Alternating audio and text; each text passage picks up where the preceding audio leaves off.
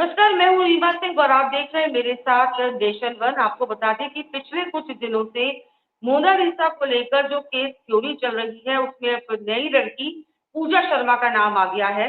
अब हमारे साथ एडवोकेट रंजन सिन्हा जो हाईकोर्ट में वकील है दिल्ली के, वो हमारे साथ जुड़ गए। सर पहले तो बहुत बहुत स्वागत आपका नेशन वन पर। Thank you. Thank you. Sir ये बताइए, ये पूरा मामला मोनालिसा से हटकर हमने जो है मारुति मारुति सिंह जी से भी बात करी थी, जो एक्टर हैं रवि सूद, उनसे भी बात करी थी। तो ये अब आपका पार्ट इसमें क्या है सर? एक तो ये पूजा शर्मा का केस आप देख रहे हैं पूरा, तो आपको क्या कहना है सर? मैडम, सबसे पहले मैं आपको बताऊं कि इसमें मोनालिसा तो कहीं है ही नहीं। मोनालिसा के जी। नाम से जाना जाता है सनोज मिश्रा। ठीक है, सनोज हाँ मिश्रा उसके नाम से जाना जाता है। सनोज मिश्रा के नाम से मोनालिसा नहीं जानी जाती है। सनोज मिश्रा हाँ। मोनालिसा के नाम से सनोज मिश्रा जानता है। अब सनोज मिश्रा और पूजा शर्मा एलियस देवी, इनका शर्मा देवी दो नाम है। तो इनका आपसी में कोई रिलेशन होता है, आपस में बातचीत होती है, इनको हम नहीं जानते हैं। हमारे पास ये पहली बार 22 फरवरी को आई थी और रेफरेंस जी। टू मिस्टर रवि सुधा चौधरी के थ्रू आई थी। और आकर मैडम इन्होंने जो रोया गया बचाया। मैं तो ये कहूंगा पूजा शर्मा को मैंने दूसरी जीवन दी है। दूसरी जीवन इनको दिया है मैंने, क्योंकि हमारे ऑफिस में आके सिर्फ इनका यही कहना था कि अगर हमारा कुछ नहीं होगा तो हम अपने घर में सुसाइड कर लेंगे। मेरे स्टाफों ने इनको अच्छा। मोटिवेट किया, समझाया, बुझाया, सब कुछ करा, रोना गाना सब कुछ किया। फिर इनका एक वीडियो हमारे पास आता है जो मैं आपको इसमें है, ये देखिए, मैं आपको दिखाता हूँ। मेरी फैमिली को भटका के मुझे हालातों की तरह जीना पड़ा। सब कुछ होते हुए भी मैं हालातों की तरह जी, वो सिर्फ एक गलती की वजह से। सनोज मिश्रा की बातों में आके, सनोज मिश्रा की झूठी बातों में, झूठे झांसे में आके मैंने ऐसी जिंदगी जी है कि कोई अनाथ बच्चे भी नहीं जी सकते। एक एक पैसे के लिए मोहताज सर एक नहीं हूँ, ना सवाल तो है मुझे मेरा जॉब आपसे। करनी थी और ना मुझे चैन से जीने दिया। हाँ जी, मेरी ना सॉरी। मेरी सुनिए पहचान सर मेरी। और ना ही मेरी सर एक जाने सवाल की। सवाल है, जैसे आप कह रहे हैं कि भाई पूजा शर्मा आपके पास आई, मदद मांगी उन्होंने, लेकिन ऐसा क्या हो गया कि उन्होंने तुरंत फर्जी मारी? क्योंकि 164 पर उनके बयान भी दर्ज है मजिस्ट्रेट के सामने। उसके बाद इल्जाम लगाने के बाद वो पलट क्यों गई? मैडम, पूजा शर्मा हमारे सामने दो है। एक तो कंप्लेन करने से पहले जो पूजा शर्मा थी, और एक कंप्लेन 164 के बयान होने के बाद पूजा शर्मा है। एक ही पूजा शर्मा के दो करेक्टर है। ठीक है, हमारे पास पहली करेक्टर ये थी जो दुखियारी, अबला नारी, जिसके साथ कुछ नहीं हुआ, माँ बाप से बिछड़ गई, घर समाज से बेदखल कर दिया गया, हर जगह से अलग हो गई। उस बेचारी को हमने मदद किया था। और उसके 164 के बयान के बाद इस लड़की का इन्वेस्टिगेशन ज्वाइन नहीं करना, इससे किसी से बात नहीं करना, ये हमारे को ये संदेशा हो गया था कि लड़की कहीं ना कहीं मिसअंडरस्टैंड हो रहा है, इसको कोई ना भाई कोई वो तो अंडर एस्टिमेट कर रहा है। पूजा शर्मा का तो कहना है कि भाई मेरे ऊपर तो दबाव बनाया गया। एक थ्योरी तो ये है कि दबाव बनाया गया था, इसलिए मैंने ये बयान दर्ज करवा दिए थे। दूसरी थ्योरी ये है कि सनोज मिश्रा से वो शादी करना चाहती थी, इसीलिए उन्होंने ये सब हरकत करी ताकि शायद वो उनसे शादी कर ले। तो इन दो थ्योरी में से आप किस किस थ्योरी पर जाएंगे सर? मैं पहले पहले सवाल का आपका जवाब देता हूं मैडम, कि पहला सवाल आपका ये था कि उनको दबाव दिया गया। मैडम, अगर हम दबाव देते तो हम उनको घर से लेके आते, उससे हमारा कोई मिलना जुलना नहीं है। वो आई, अपनी तकलीफ दी, एज ए एडवोकेट हम्म। मैंने उनकी मदद करनी, लीगल जितना हो सका मैंने उनका मदद किया। ठीक है। और अब बात दूसरी आती है शादी की, तो मेरा ऑफिस लॉ फर्म है, ना कि मैरिज ब्यूरो। ठीक हम्म। है। आपको शादी करना था, आप कंप्लेन नहीं करती। अगर अगर एक सेकेंड आप ये कहती हैं कि मैं हमारे को जबरदस्ती हमसे एफआईआर कराया गया, तो मैडम आपके पास दो रास्ते वहां से निकलते हैं। एक निकलता है कि थाने में जाके 161 का बयान दे, और एक कोर्ट में 164 का बयान दे, वहां आप अपना स्टेटमेंट बदल सकती हैं। आप पे कोई दबाव नहीं होता है। और वहां भी आप प्रोटेक्ट कर रही हैं एफआईआर को, अपने साथ जो हुए हादसा वो बता रही हैं। आप मैडम, मैं आपको दिखाना चाहूंगा, हमारे पास इतने एविडेंस है, इतने मोटे व्हाट्सएप एसएमएस और फाइल बनी है, पूरी की पूरी फाइल बनाई है। मैं आपको दिखा दूं, ये सारे मैसेज चैट है। एडवोकेट बिना एविडेंस का कोई काम नहीं करता। सपोज अगर मैंने जी। इनको दबाव दिया, अगर ये कहती हैं, तो मैडम हमारे साथ साथ ये डीसीपी ऑफिस में जाके रिक्वेस्ट करी, रोना गाना करी, आईयू को करी, थाने एसएचओ को करी, सबको करी, लेकिन इसके बाद भी इनका एफआईआर नहीं होता है। एफआईआर नहीं होने का रीजन क्यों? प्राइमरी इन्वेस्टिगेशन करते हैं कि सच क्या है, झूठ क्या है। एक दिन इनके पास फोन आता है और वो उनको ये बताया जाता है कि आप मुझे पहाड़गंज वो जगह ले चले जहां आप उनके साथ रुकी थी।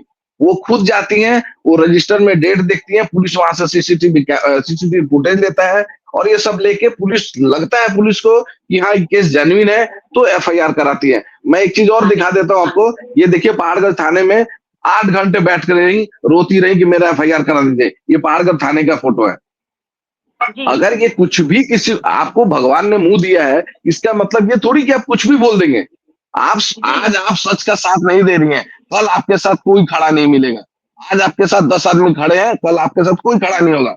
मैं जानता हूँ पूजा शर्मा गलत नहीं है और ना ही कमजोर है। अगर वो कमजोर होती तो मीडिया में आके सबसे पहले स्टैंड नहीं लेती।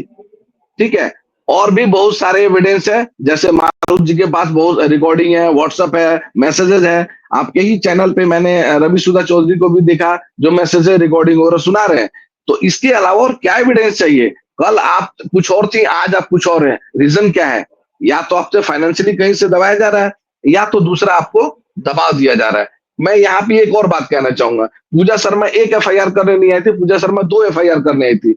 एक करने आई थी उसमें सनोज मिश्रा पे, और दूसरा एफआईआर करने आई थी मुकेश मलिक पे, जो मुजफ्फरनगर के रहने वाले हैं। सुन, उनका कहना था, मेरे पास एविडेंस है, जो भी बोलूंगा, मैं एडवोकेट हूँ, मैं कहीं घास नहीं काटता, मैं कोई ठेले छोले भटूरे नहीं बेचता, एडवोकेट हूँ मैं। जो भी बोलूंगा आपको परफेक्ट एविडेंस के साथ बोलूंगा।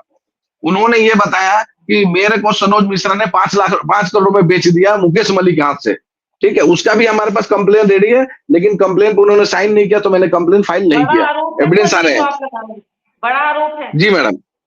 5 करोड़ में मुकेश मलिक को सनोज मिश्रा ने भेज दिया, जिसका 3 लाख रुपया एडवांस सनोज मिश्रा के अकाउंट में है, जिसमें 2 लाख रुपया सनोज मिश्रा के पास है और 1 लाख रुपया पूजा शर्मा के अकाउंट में है। अगर पुलिस इन्वेस्टिगेट करे तो अकाउंट से डिटेल निकल जाएगा। मैं तो पुलिस को रिक्वेस्ट कर रहा हूँ और करूंगा भी कि पूजा शर्मा का कॉल डिटेल निकाला जाए, सीडीआर निकाला जाए, ताकि उनके किसके किसके से कनेक्शन ये पता चल सके। पूजा शर्मा क्या है, उनका क्या कैरेक्टर है। सर मैं आपसे यहाँ पूछना जी। चाहूंगी, पूजा शर्मा की पृष्ठभूमि क्या है? पहले वो क्या मुंबई में रहती थी या झांसी में रहती थी, और आप तक कैसे पहुंची वो? मेरे को वही इसमें रवि सुधा चौधरी भेजे, सबसे पहले टॉप न्यूज का जो सीक्रेट का जो न्यूज था वो मेरे पास आया। बोला आपने सबसे सबका काम किया होगा, एक एक तकलीफ में लड़की है जो अबला नारी है और इसके साथ बहुत गलत हुआ है। आप, मैं आपको मल्टीपल मैसेज दिखाता हूँ, रिकॉर्डिंग भेजता हूँ, और आपको एक टॉप सीक्रेट न्यूज चैनल है उससे आपका न्यूज भेजता हूँ। मैंने देखा जिस तरह इसने स्टैंड लिया है, अपने ऊपर जिस तरह स्टैंड लिया है, मुझे फक्र हुआ कि कोई तो है, एक लड़की निकल के आई, अपने आवाज को उठाई है। लेकिन इस बात का उतना ही मुझे दुख हुआ जब इसने अपने स्टेटमेंट बदल रहे हैं। लेकिन मैं अगर कहता हूं कि अगर तुम किसी दबाव में थी, तो 164 का बयान जो होता है मैडम, वो किसी के सामने नहीं, तो मजिस्ट्रेट के सामने होता है। वहां आप अपनी बात रख सकते थे कि आप 28, आपकी उम्र 28 साल है, 28 साल है। मैं तो पूजा शर्मा से ये भी पूछना चाहूंगा कि आप अगर इतनी नासमझ है, तो आप घर छोड़ के कैसे निकल गए? आज के डेट में आपके पेरेंट्स के, आपके फैमिली के एक बंदा खड़ा नहीं मिलता मुझे। आप कभी यहाँ जाके यूट्यूब पे बोलती है, कभी वहां जाके बोलती है। आपके पास कोई एविडेंस है तो पेश करें, सर पूजा शर्मा बेवजह की की जो कहानियां वकील न बनाए। है, सर पूजा शर्मा ने भी वकील कराया, उनके जो वकील है वो कह रहे हैं कि जो एफआईआर हमने लॉन्च करवाई है उसमें वो सारे पॉइंट्स डाले हैं जिस पर विवाद छिड़ा हुआ है। मैडम बड़ा दुख होता है कि हमारे प्रोफेशन के लोग वो बात जानते नहीं है कि एफआईआर इस तरह से नहीं होता है विदाउट इन्वेस्टिगेशन। और इस तरह के सेक्शन में जब तक प्राइमरी इन्वेस्टिगेशन नहीं होता है, जब तक इसमें डीसीपी साहब ऑर्डर नहीं करते हैं पूरा इन्वेस्टिगेशन रिपोर्ट देखने के बाद, तब तक एफआईआर नहीं होती है। वो शायद ना समझ है या उनको नहीं मालूम है, जो कुछ भी बोले जा रहे हैं। विदाउट इन्वेस्टिगेशन एफआईआर नहीं होता है, और पुलिस के पास एविडेंस होना चाहिए, सबसे पहले बिल्कुल एविडेंस, सर। उसके बाद ही सर सर एक आखिरी सवाल मैं पूछना चाहूंगी। पूजा शर्मा जी ने बोला है कि जो कंप्लेन की गई थी, जिस आधार पर, और जो धाराएं लगाई गई हैं आपकी तरफ से, शायद जब वो पहले आपके साथ जुड़ी थी, वो पूरी तरीके से गलत है। उन धाराओं में वो काम हुआ ही नहीं था जिन पर वो धाराएं लगा दी गई थी। मैडम, मैं बताना चाहूंगा कि धारा लगाना पुलिस का काम है, एडवोकेट का काम नहीं है।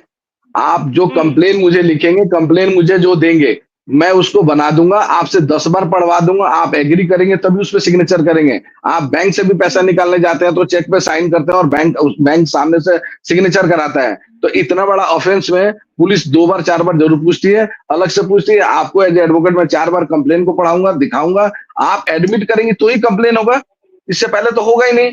हमारे पास मेडिकल रिकॉर्ड है और उनके बताए हुए स्टेटमेंट है, और मुजफ्फरनगर, लखनऊ, कई जगह जाके उन्होंने अबॉर्शन कराया, उसका सारे लीगल डॉक्यूमेंट्स हमारे पास है। पुलिस भी मुजफ्फरनगर जाके वो एविडेंस लेकर आई है, पुलिस के पास वो साक्ष्य है। और रंजन ये सिन्हा कहना जी बिल्कुल गलत होगा। रंजन सिन्हा जी, मेरा आखिरी सवाल, एक आप वकील हैं दिल्ली हाई कोर्ट में, अब आगे की लड़ाई कैसे लड़िएगा, क्या करेंगे अब? मैं मैडम मैं तो कुछ नहीं करूंगा, करना होगा तो देखिए, मैं उनका एडवोकेट था, अब नहीं हूँ, ठीक है? मैं एडवोकेट था, अब नहीं हूँ। अब तो मुझे न्याय पे भरोसा है, और न्याय जस्टिस करेगी ही करेगी।